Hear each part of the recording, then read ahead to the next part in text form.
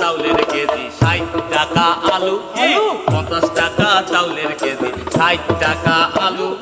খাবার বসি মনে হয় আলু কোটে পালু। আইলো এমন খাবো না, আইলো এমন খাবো না, ছেলেরা বাপের কথা মোটে শোনে না। আইলো এমন খাবো না, আইলো এমন খাবো না, ছেলেরা বাপের কথা মোটে শোনে না।